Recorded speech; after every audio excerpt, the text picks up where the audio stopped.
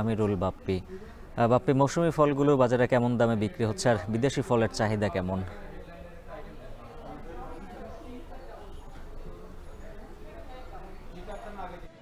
উজ্জ্বল, মৌসুমী ফলের যে সময়টা শুরু হয়েছিল জ্যৈষ্ঠ মাসে, সেটি এখন প্রায় শেষ। একদম দেশি ফলগুলো শেষের দিকে চলে এসেছে। বিশেষ করে আমের কথা যদি বলি, আম একেবারেই শেষ পর্যায়ে।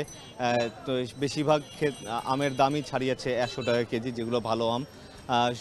বাড়ি ফোর জাতের যে আমটি, সেটি শুধুমাত্র বিক্রি হচ্ছে 80 টাকা কেজিতে। এছাড়া যেগুলোর মান একটু খারাপ সেগুলো 100 টাকার নিচে, কিন্তু যেগুলোর মান ভালো সেগুলো 100 টাকার বেশি বিক্রি হচ্ছে।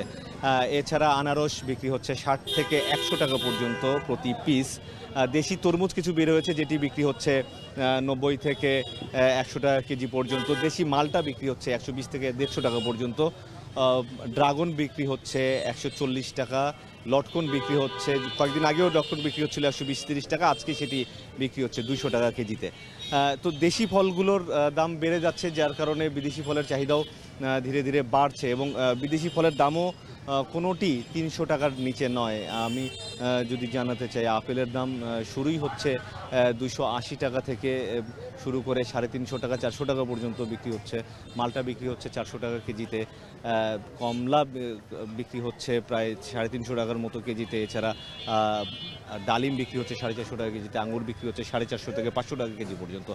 অর্থাৎ এই যে বিদেশি সব ধরনের যে ফলের চাহিদা বেড়েছে, মৌসুমি ফলের যে মৌসুমটা, সেটি শেষ হওয়ার কারণে, তো সেই এটা আরও 1 বছর হয়তো অপেক্ষা করতে হবে এইসব দেশি ফলের জন্য।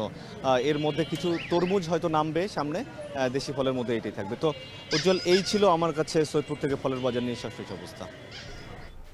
আমিরুল বাপ্পি জানাচ্ছিলেন সৈয়দপুর থেকে ফল বাজারের খবর। নিচ্ছে